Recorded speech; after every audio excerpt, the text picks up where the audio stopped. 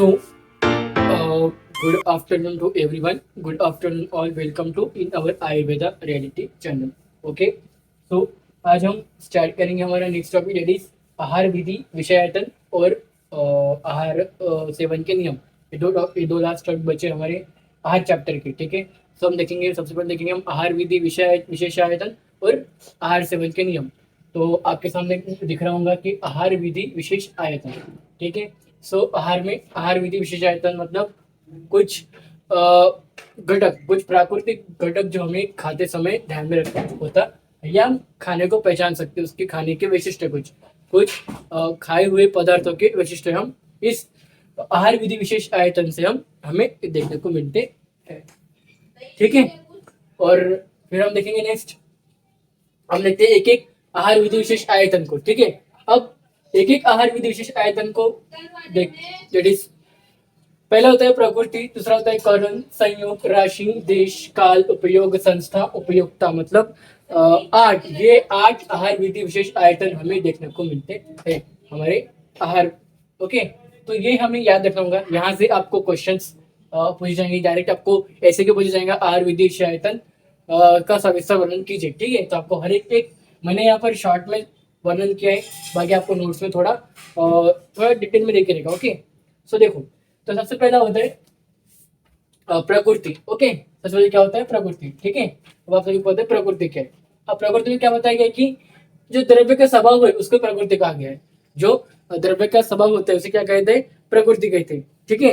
मतलब यह स्वभाव देखो, यह स्वभाव द्रव्य के ऊपर आधारित होता है। जैसे अगर कोई द्रव्य गुरु है, जो कुछ खाने वाला द्रव्य होते गुरु मतलब भारी, और कुछ खाने वाले द्रव्य होते लघु मतलब हल्के। ठीक है। जैसे कि हम यहाँ पे उदाहरण बताए गए हैं, मूंग जो लघु द्रव्य है और उड़द जो गुरु द्रव्य है। ठीक है। सो यह होता है प्रकृति, पहला आयतन। ठीक है। पहला विशिष्ट आयतन कौन सा होता है, प्रकृति। दूसरा विशिष्ट आयतन होता है करण।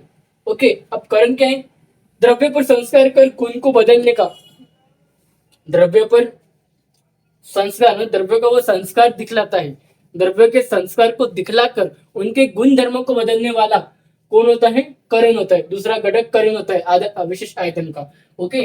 तो इसमें उदाहरण क्या बताया गया है, चावल जो सबसे पहले तो गुरु होता है। ठीक है। चावल को जब हम पकाते नहीं है तो कैसा होता है, वो गुरु होता है।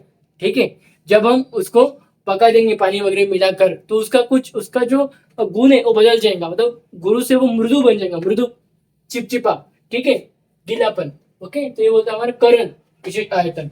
दूसरा होता है संयोग, दो या दो से अधिक द्रव्यों के एकत्र होने को हम क्या कहते हैं, संयोग कहते हैं। अगर हम एक या दो से अधिक द्रव्यों को हम एकत्रित कर रहे हैं, उनका संयोग कर रहे हैं, तो क्या होगा, संयोग हो जाएगा। ओके। एकत्रित कर रहे हैं तो उदाहरण में घृत एवं शहद, अगर हम घृत और शहद को एकत्रित करते हैं, दो द्रव्यों को हम एकत्रित करते हैं तो ये विष के समान प्रयोग होते हैं। ठीक है। अगर हम घृत और शहद को एक समान प्रयोग करते हैं तो वो विष के समान प्रयोग किया जाता है। ठीक है।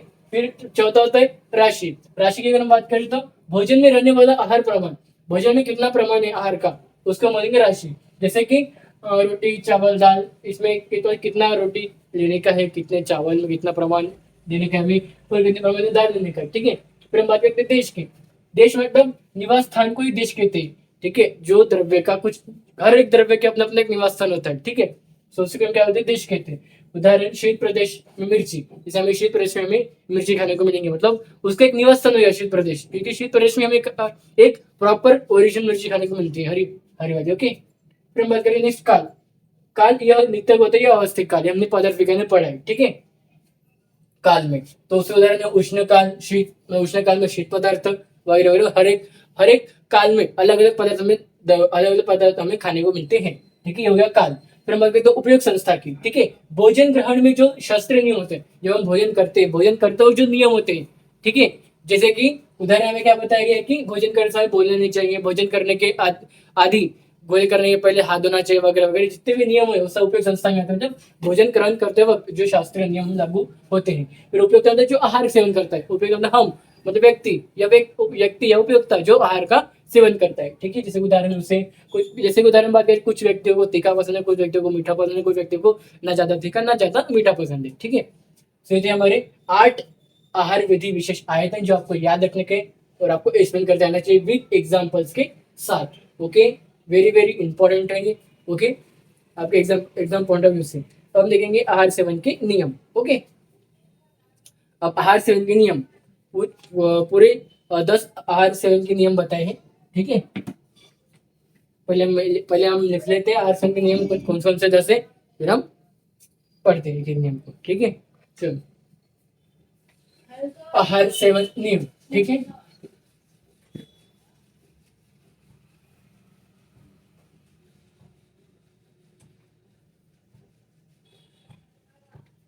मतलब आहार सेवन नियम। ओके, अरे यार डस्टर लेना पड़ेगा।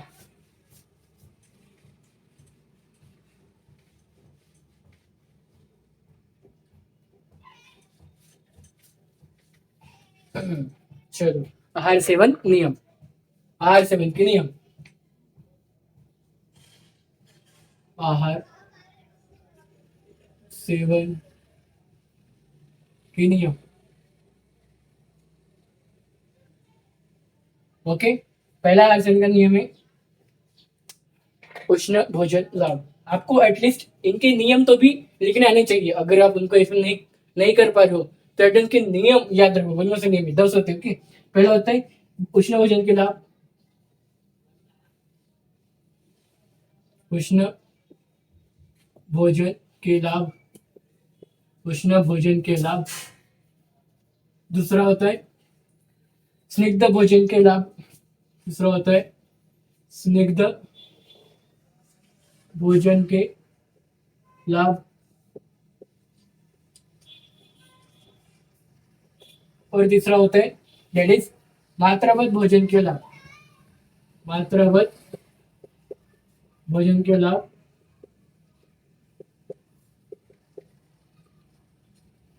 और चौथा होता है सम्यक पाचन के पश्चात भोजन के लाभ। सम्यक पाचन के पश्चात के लाभ। और फिर पांचवा होता है वीर्य अविरुद्ध भोजन के लाभ। वीर्य अविरुद्ध भोजन के लाभ।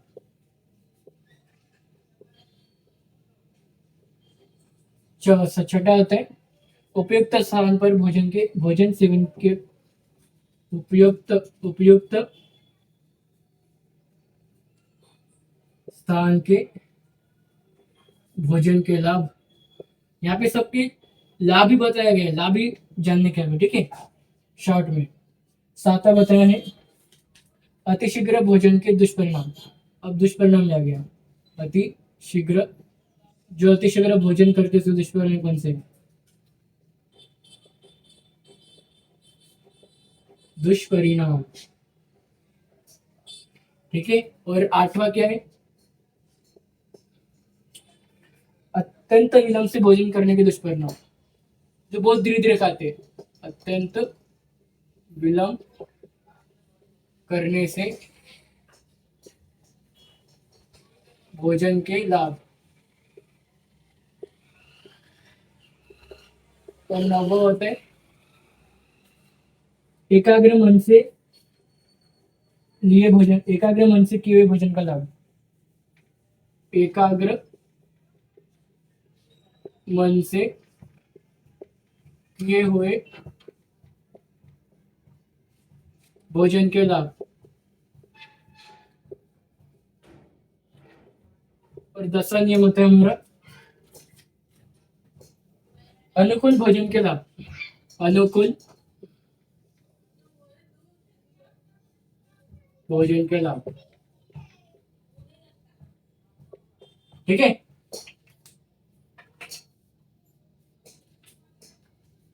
सो देखो आहार सेवन के नियम। ठीक है, उष्ण भोजन के लाभ। पहला नियम क्या बोलता है, या पहला नियम या पहला इसका फायदा देख लो। पहले ये फायदा है तो नियम है। ठीक है, तो क्या बोलते हैं देखो उष्ण भोजन के लाभ क्या बोलते हैं। देखो उष्ण आहार भोजन स्वाद बढ़ाता है। ठीक है, और अग्नि को प्रदीप्त करता है और अन्न का शीघ्र पचन करने में हेल्प करता है। इसलिए उष्ण भोजन के लाभ इज वेरी इंपॉर्टेंट नियम। दूसरा नियम है स्निग्ध भोजन के लाभ। ये क्यों है? क्योंकि देखो स्निग्ध आहार अन्न का स्वाद बढ़ाता है और जठर प्रयोग कर अन्न का पचन शीघ्र करता है।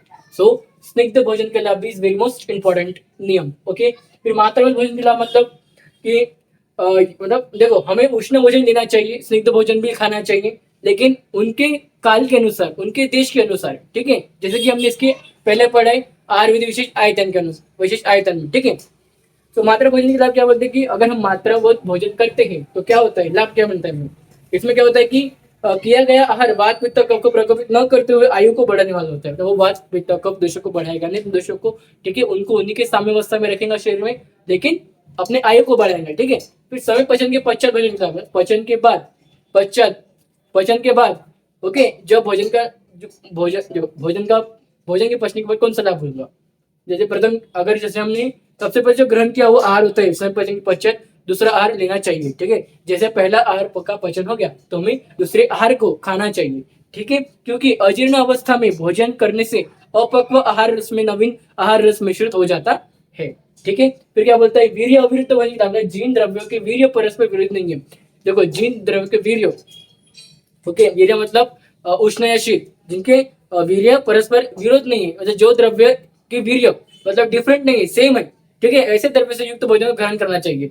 ठीक है, क्योंकि परस्पर वीर्य विरुद्ध द्रव्यों का सेवन व्याधि उत्पन्न करता है। देखो अगर हमने जैसे एक द्रव्य का वीर्य है शीत और एक द्रव्य का वीर्य है उष्ण, हमने ये दो द्रव्य एक साथ खा लिए तो वो हमारे शरीर में व्याधि उत्पन्न कर देगा। ठीक है, फिर छठा क्या बोलते हैं, उपयुक्त स्थान पर भोजन सेवन के लाभ क्या बोलते हैं कि इष्ट स्थान मतलब पवित्र मनुकुल, पवित्र मन को मन अनुकूल रहने से उपयुक्त भोजन सामग्री के साथ व्यक्ति भोजन ग्रहण करना चाहिए। ठीक है, मतलब उनके मन को एक अनुकूल प्रमाण में, अनुकूल के समान शांत रखकर एकाग्र अवस्था में उनको भोजन का सेवन करना चाहिए। फिर अतिशीघ्र, अगर जो व्यक्ति अतिशीघ्र भोजन करता है तो अतिशीघ्र भोजन दुष्परिणाम क्या हो गया कि श्वसन पथ में अवरोध आएगा, उत्पन्न करेगा, तो उनके श्वसन प्रक्रिया में एक व्याधि उत्पन्न हो सकती है, या अड़थड़ा अड़चन अड़चन निर्माण हो सकती है। ठीक है, खाते वक्त। ओके, फिर अत्यंत विलंब से भोजन, जो एकदम धीरे धीरे भोजन करते हैं तो उनका दुष्परिणाम क्या है कि वो अत्यधिक मंद गति के होते हैं वो व्यक्ति। ठीक है, और उनको अन्न की तृप्ति नहीं होती है, क्योंकि धीरे धीरे खाने के बाद भी उनको अन्न की तृप्ति नहीं मिलती है,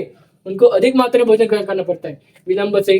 जो एकदम अति विलंब से भोजन करते हैं, तब जो बहुत ही धीरे धीरे खाते हैं खाना, उनको तृप्ति नहीं मिलती खाने की। ठीक है, हम बात करते हैं 9 एकाग्र मन से किए गए भोजन के लाभ। बिना बोले, बिना हंसे और एकाग्र मन से जो भोजन करते हैं उन्हें एक तो बल भी प्राप्त होता है, उन्हें एक प्रॉपर डाइट न्यूट्रिशन लगता है उनके बॉडी में। ठीक है, फिर अनुकूल भोजन का लाभ क्या है कि सम्यक तथा असात्मक चीजों का विचार कर अपनी प्रोत्साहन क्षमता के अनुसार ही व्यक्ति को भोजन करना चाहिए। अब अनुकूल भोजन में क्या बोलते हैं कि देखो अपने को पता रहता है कि अपनी पाचन शक्ति किस तरह चलती है और किस तरह की है, तो हमें उसी प्रकार में, उसी पाचन शक्ति के अनुसार ही हमें भोजन करना चाहिए या आहार को लेना चाहिए। हम उससे ज्यादा हमसे ज्यादा नहीं खाए, उससे हम ज्यादा ना खाए। ये तो अपने को पता है कि अपनी पाचन शक्ति इतने ही पचा सकती है, पर इतने ही खाने को पचा सकती है, तो हमें उतना ही खाना चाहिए, उससे ज्यादा नहीं खाना चाहिए। ठीक है, ज्यादा हावड़ापन दिखना नहीं चाहिए खाते वक्त। ठीक है, तो ये बोलते हैं हमारा 10वां नियम अनुकूल भोजन के लाभ। ठीक है, अगर हम अपने पाचन शक्ति के अनुसार ही सेवन करेंगे भोजन का, तो हमारी जो पाचन शक्ति है वो प्रॉपर चलते रहेगी। ठीक है, ना उसमें कुछ अड़चन निर्माण होगी। ओके, तो थे हमारे आहार सेवन के 10 नियम। तो हमारे यहाँ पे आहार चैप्टर पूरा कंप्लीट होता है। सो ये जो सेकंड लेक्चर था मोस्ट इंपोर्टेंट था, फर्स्ट लेक्चर भी मोस्ट इंपोर्टेंट है, इसके पहले का जो लेक्चर नंबर 1 था वो भी इंपोर्टेंट है, और लेक्चर नंबर 2 मतलब लास्ट लेक्चर जो आज लेक्चर था वो भी मोस्ट इंपोर्टेंट है। यहाँ पे दो भी इंपोर्टेंट टॉपिक है, आहार सेवन के नियम आपको ऐसे के पूछ सकता है, और आहार विधि विशेष आयतन भी आपको ऐसे में पूछ सकता है। ठीक है, ये दो क्वेश्चन बना के रख लो या लिख के रख लो एक पेज में। ठीक है, दो क्वेश्चन ऐसे करके लोगे। चलो, सो आपको हर एक को एक्सप्लेन करना ही पड़ेगा। ओके, आहार सेवन के नियम को भी और विशेष आयतन को भी नोट्स आपको देखेंगे। ओके, चलो तो फिर आज लेक्चर में यहीं पे एंड करता हूँ। लेक्चर को एंड करने से पहले दो तीन चीजें। ठीक है, चलो आहार चैप्टर हमारा कंप्लीट। नेक्स्ट चैप्टर हम स्टार्ट करेंगे आहार पाक। ठीक है, पहले मुझे आहार पाक लेना था, लेकिन मैंने सोचा कि सबसे पहले एक बेसिक चैप्टर आहार ले लेते जो है, फिर उसके बाद आहार पाक लेंगे। पहले आपको आहार समझना पड़ेगा कि आहार है क्या, विशेष नियम क्या है, उसके बाद आहार पाक आपको समझ में आ जाएगा। ठीक है, सो हमारा यूट्यूब चैनल शुरू है पहला आयुर्वेदा रेडी करके, आयुर्वेदा रियलिटी करके। ओके, दूसरा हमारा शुरू है इंस्टा का ऑफिशियल पेज आयुर्वेदा रियलिटी करके, ओके, आयुर्वेदा रियलिटी करके जैसा मैं शुरू है। व्हाट्सएप का official group BMS first year notes and lectures. चौथा मेरा शेयर टेलीग्राम का चैनल, उसका भी नाम है BMS first year notes and lectures, ठीक है। सो यूट्यूब चैनल में लेक्चर चलता है, आपको क्या करने के, लाइक करने के, सब्सक्राइब करने के, फ्रेंड्स को शेयर करने के, बटन देंगे अपने चैनल के बारे में, ठीक है, क्योंकि मैं आपके लैंग्वेज में आपको पढ़ाता हूँ। इंस्टा में लेक्चर्स के अपडेट्स आते हैं और व्हाट्सएप पर टेलीग्राम में daily video link of lectures आते हैं, नोट्स आते रहते हैं, ठीक है। और व्हाट्सएप में मैं डाउट को डिस्कस तभी ओके। So thank you.